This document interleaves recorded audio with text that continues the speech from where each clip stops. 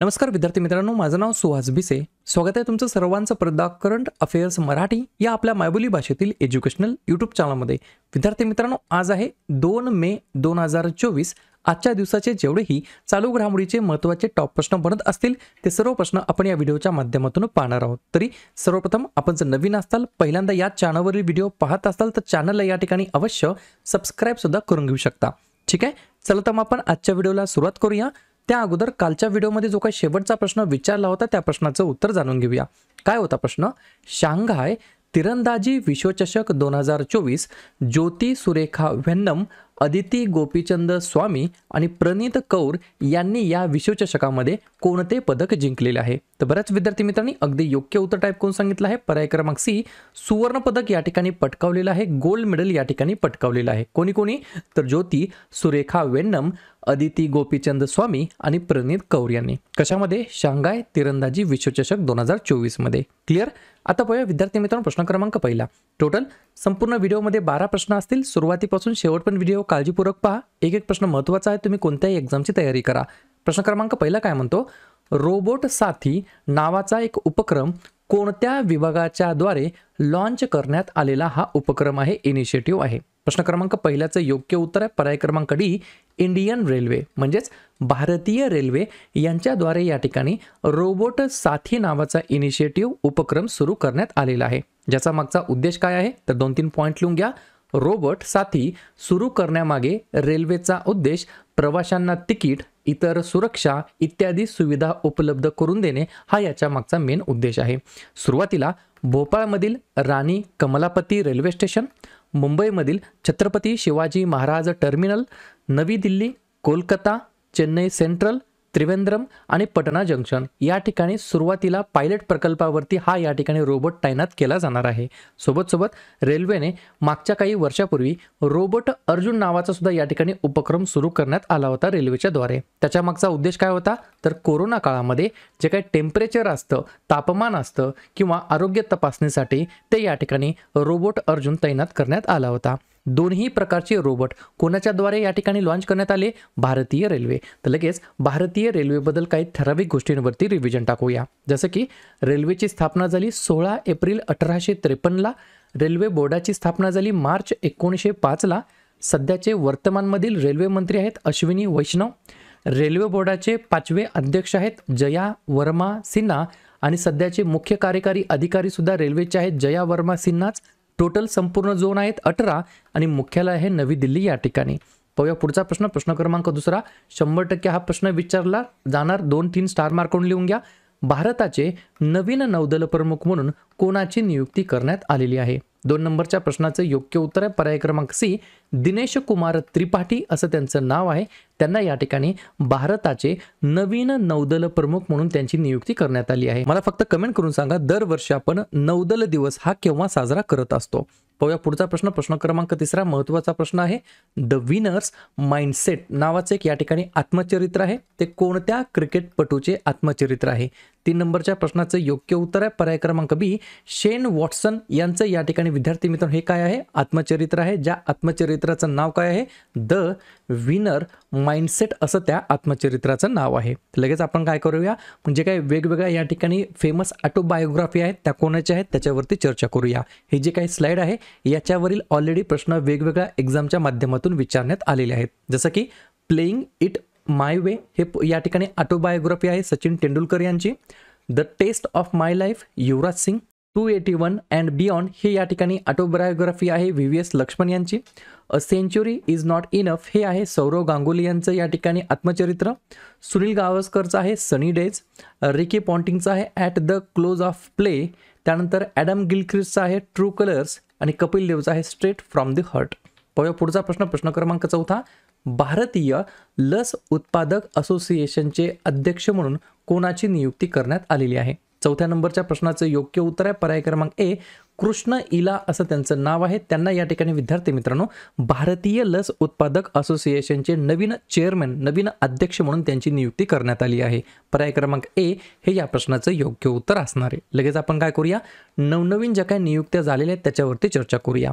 जसं की राष्ट्रीय हरित न्यायाधिकरणाचे नवीन अध्यक्ष बनले आहेत प्रकाश श्रीवास्तव.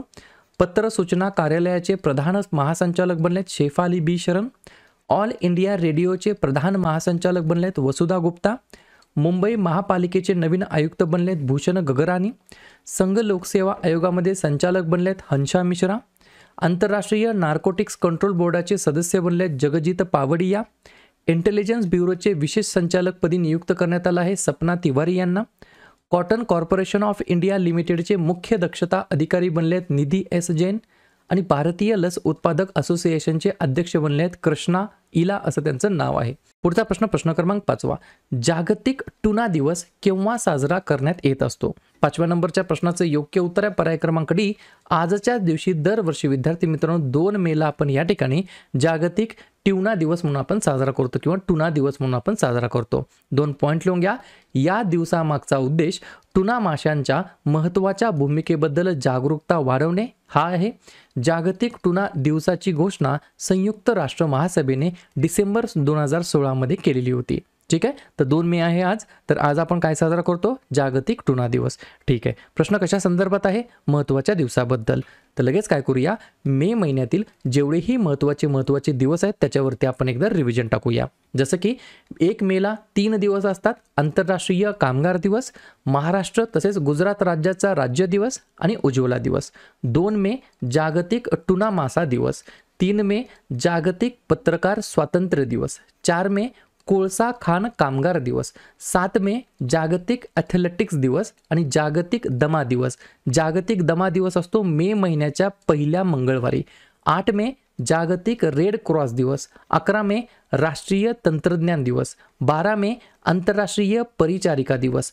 14 मे जागतिक स्थलांतरित दिवस. 15 मे कुटुंबाचा आंतरराष्ट्रीय दिवस. 17 मे जागतिक दूरसंचार दिवस आणि जागतिक उच्च रक्तदाब दिवस. 18 मे जागतिक एड्स लस दिवस, आंतरराष्ट्रीय संग्रहालय दिवस आणि मे महिन्याच्या 3ऱ्या शनिवारी म्हणजेच 18 मेला यावर्षी आहे सशस्त्र सेना दिवस. त्यानंतर 21 मे दहशतवाद विरोधी दिवस. 22 मे जैविक विविधतेसाठी आंतरराष्ट्रीय दिवस आणि 31 मे तंबाखू विरोधी दिवस आणि पुण्यश्लोक अहिल्याबाई होळकर यांची जयंती. क्लिअर? पुढचा प्रश्न क्रमांक 6. कोणत्या प्रकारची क्षेपणास्त्रे अलीकडेच भारतीय हवाई दल आणि भारतीय नौदलामध्ये समाविष्ट करण्यात आलेली आहेत? 6व्या नंबरच्या प्रश्नाचं योग्य उत्तर आहे पर्याय क्रमांक सी. रॅम्पेज मिसाईल्स असं त्या मिसाईलचं नाव आहे. काय नाव आहे? Rampage missiles.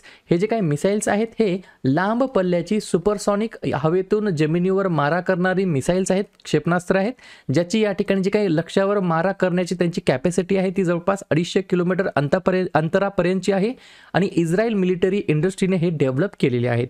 तर पर्याय क्रमांक सी रॅम्पेज मिसाईल्स या प्रकारची क्षेपणास्त्रे भारतीय हवाई दल आणि भारतीय नौदलामध्ये अलीकडेच समाविष्ट करण्यात आलेली आहेत. पुढचा प्रश्न क्रमांक 7 विचारला जाऊ शकतो.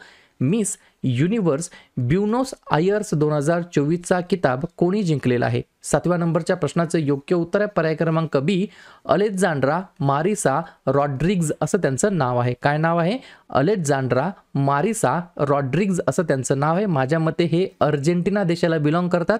60 वर्षाच्या या वृद्ध महिला आहेत ज्यांनी मिस युनिव्हर्स ब्युनोस आयर्स 2024चा किताब जिंकून या ठिकाणी इतिहास रचलेला आहे. प्रश्न कशा संदर्भात आहे? सौंदर्य स्पर्धेच्या विजेत्याबद्दल. तर लगेच काय करूया मग, भारताच्या रिलेटेड जे काही महत्त्वाच्या सौंदर्य स्पर्धा झालेल्या आहेत त्याच्यावरती चर्चा करूया. जसं की मिस इंडिया 2023चा किताब या ठिकाणी पटकावलेला आहे नंदिनी गुप्ता यांनी. Miss Earth India 2023 Priyana Senan. Miss Universe 2023 Sheynnis Palacios. Miss India USA 2023 Rijul Maini. Miss International India 2023 Praveena Anjana. Mrs India 2023 Rupika Grover. Miss World 2022 Karolina Bielawska आणि मिस वर्ल्ड 2024 क्रिस्टिना पिस्कोवा. पुढचा प्रश्न क्रमांक 8. नीलगिरी तहर हा जो काही बहुचर्चित प्रकल्प आहे कोणत्या राज्य सरकारने सुरू केलेला आहे? 8व्या नंबरच्या प्रश्नाचं योग्य उत्तर आहे पर्याय क्रमांक ए. तमिळनाडू हे या प्रश्नाचं योग्य उत्तर असणार आहे. लक्षात घ्या मी काय सांगतोय. हे जे काही 2-3 पॉईंट्स आहेत ते लिहून घ्या. हा जो काही नीलगिरी तहर नावाचा बहुचर्चित प्रकल्प आहे या प्रकल्पाच्या मागचा उद्दिष्ट काय आहे तर लिहून घ्या. नीलगिरी तहरची लोकसंख्या, त्यांचं वितरण आणि पर्यावरणाची अधिक चांगली समज विकसित करणे. नीलगिरी तहरला त्यांच्या ऐतिहासिक अधिवासांची पुन्हा ओळख या ठिकाणी करून देणं आणि नीलगिरी तहरच्या जवळच्या धोक्यांना संबोधित करणं. दुसरा पॉईंट लिहून घ्या. डॉक्टर ERC दाविदर यांच्या स्मरणार्थ 7 ऑक्टोबर हा नीलगिरी तहर दिवस म्हणून साजरा करण्याचा निर्णय घेण्यात आला. आणि विशेष म्हणजे हा जो काही प्राणी आहे नीलगिरी तहर हा तमिळनाडू राज्याचा राज्य प्राणी आहे, त्याच्यामुळे हा प्रश्न कदाचित विचारला जाऊ शकतो. तर हा जो काही बहुचर्चित प्रकल्प आहे तो तमिळनाडू राज्य सरकारने परत एकदा या ठिकाणी सुरू केलेला आहे. तमिळनाडूबद्दल सांगायचं म्हटलं तर स्थापना झाली 1 नोव्हेंबर 1956ला. मुख्यमंत्री आहेत MK स्टालिन, राज्यपाल आहेत RN रवी आणि राजधानी आहे चेन्नई. 4 महत्त्वाचे राष्ट्रीय उद्यान आहेत. मन्नर, मरीनची आखात, इंदिरा गांधी, मुदुमलाई आणि मुकुर्ती आणि 2 महत्त्वाचे धरण आहेत मेट्टूर आणि भवानी सागर. पुढचा प्रश्न क्रमांक 9. कोणत्या राज्याच्या कापड हस्तकला अजराखला GI टॅग या ठिकाणी देण्यात आलेला आहे? 9व्या प्रश्नाचं योग्य उत्तर आहे पर्याय क्रमांक D, गुजरात हे या प्रश्नाचं योग्य उत्तर असणार आहे. विशेष म्हणजे एक पॉईंट लिहून घ्या. गुजरात राज्यातील कच्छ, राजस्थानमधील बारमेर आणि पाकिस्तानमधील सिंध या 3 ठिकाणी अजराकचे या ठिकाणी मोठ्या प्रमाणामध्ये प्रोडक्शन होते, उत्पादन होते. आणि हे जे काही कापड हस्तकला अजराकला आहे याला या ठिकाणी GI टॅगचं सर्टिफिकेशन प्राप्त झालेलं आहे, जे की गुजरात राज्यातील आहे, त्याला बिलॉंग करत आहे. लगेच आपण गुजरातबद्दल चर्चा करूया. या राज्याची स्थापना झाली 1 मे 1960ला. याच दिवशी आपण आपल्या राज्याचं या ठिकाणी राज्य स्थापना दिवस म्हणून साजरा करतो आणि हाच दिवस आपण इंटरनॅशनल लेबर डे म्हणून साजरा करतो. मुख्यमंत्री आहेत भूपेंद्र पटेल, राज्यपाल आहेत आचार्य देवव्रत आणि राजधानी आहे गांधीनगर. 3 महत्त्वाचे राष्ट्रीय उद्यान आहेत गीर, ब्लॅकबक आणि वनसदा आणि या ठिकाणी 5 महत्त्वाचे धरण आहेत सरदार सरोवर, ओकाई, काढना, दंतीवाडा आणि धारोई. पाहूया पुढचा प्रश्न क्रमांक 10. अलीगढ मुस्लिम विद्यापीठाच्या पहिल्या महिला कुलगुरू कोण बनलेल्या आहेत? 10व्या नंबरच्या प्रश्नाचं योग्य उत्तर आहे पर्याय क्रमांक C, नईमा खातून असं त्यांचं नाव आहे. काय नाव आहे? नईमा खातून असं त्यांचं नाव आहे. प्रश्न का महत्त्वाचा आहे तर अलीगढ मुस्लिम विद्यापीठाच्या पहिल्या महिला कुलगुरू म्हणून त्यांची नियुक्ती या ठिकाणी करण्यात आली आहे. तर लगेच काय करूया मग, वेगवेगळ्या क्षेत्रामध्ये ज्या काय प्रथम या ठिकाणी महिला उदयास आलेल्या आहेत त्याच्यावरती चर्चा करूया. जसं की नासाचे मार्स रोवर चालवणारा पहिला भारतीय या ठिकाणी महिला ठरल्या आहेत अक्षता कृष्णमूर्ती असं त्यांचं नाव आहे. 8000 मीटर उंचीची 2 शिखरे माउंट एव्हरेस्ट आणि माउंट मकालू 16 दिवसांमध्ये सर करणारी पहिली भारतीय महिला गिर्यारोहक ठरल्या आहेत सविता कंसवाल. घोडेस्वारीमध्ये अर्जुन पुरस्कार मिळवणारी पहिली भारतीय महिला ठरल्या आहेत दिव्यकृती सिंग. जागतिक टेबल टेनिस विजेतेपद पटकावणारी पहिली भारतीय महिला ठरल्यात श्रीजा अकुला. भारतीय सैन्यामध्ये सुभेदार पदावरती असणारी पहिली महिला या ठिकाणी बनल्या आहेत प्रीती रजक. दक्षिण रेल्वेची पहिली ट्रान्स वुमन प्रवासी तिकीट परीक्षक बनल्यात सिंधू गणपती. BSF दलाची पहिली महिला स्नायपर बनल्यात सुमन कुमारी. आणि अलीगढ मुस्लिम विद्यापीठाच्या पहिल्या महिला कुलगुरूपदी या ठिकाणी नियुक्त झालेल्या आहेत नईमा खातून यांची. पुढचा प्रश्न क्रमांक 11. कोणत्या देशाने पाकिस्तानसाठी बांधलेल्या 8 हँगोर क्लास पाणबुड्यांपैकी पहिली पाणबुडी या ठिकाणी सुपूर्द केली आहे किंवा सुरू केलेली आहे? 11व्या नंबरच्या प्रश्नाचं योग्य उत्तर आहे पर्याय क्रमांक B, पाकिस्तानसाठी कोण दुसरं काम करणार आहे तर C फॉर चीन हे या प्रश्नाचं योग्य उत्तर असणार आहे. एक पॉईंट लिहून घ्या. 2028 पर्यंत पाकिस्तान नौदल आपल्या ताफ्यामध्ये समाविष्ट करणार असलेल्या 8 पाणबुड्यांपैकी ही पहिली पाणबुडी होती. ठीक आहे, तर अशा प्रकारे पाहूया शेवटचा प्रश्न क्रमांक 12. मणिपाल अकादमी ऑफ हायर एज्युकेशनने मानद डॉक्टरेट पदवी कोणाला बहाल केलेली आहे? तर पर्याय क्रमांक A, KV कामत असं त्यांचं नाव आहे. हे या प्रश्नाचं योग्य उत्तर असणार आहे. क्लिअर? तर अशा प्रकारे विद्यार्थी मित्रांनो हे होतात 12 प्रश्न. उपक्रम कंटेंट हा जो काही प्रयत्न आम्ही सुरू केला आहे मराठी भाषेमध्ये हा कसा वाटतो नक्कीच कमेंट करत चला. आणि या ठिकाणी तुमच्यासाठीचा आजचा खास प्रश्न, आयुष्मान भारत दिवस केव्हा साजरा करण्यात आलेला आहे? 25 एप्रिल, 28 एप्रिल, 30 एप्रिल की 1 मे? तर ज्या पण विद्यार्थ्यांनी या प्रश्नाचं योग्य उत्तर येत असेल त्या प्रश्नाचं उत्तर तुम्ही कमेंट बॉक्समध्ये बिंदासपणे टाईप करून सांगा. या प्रश्नाचं उत्तर चुकू द्या, बरोबर येऊ द्या, काहीच हरकत नाही, परंतु ट्राय करणं, प्रयत्न करणं हे सर्वात जास्त महत्त्वाचं आहे. आणि दुसऱ्या दिवशी येऊन आपण दिलेल्या प्रश्नाचं उत्तर हे बरोबर आलं की चुकलं हे दुसऱ्या दिवशी येऊन चेक करणं, तपासणं हे देखील तितकंच जास्ती महत्त्वाचं सुद्धा आहे.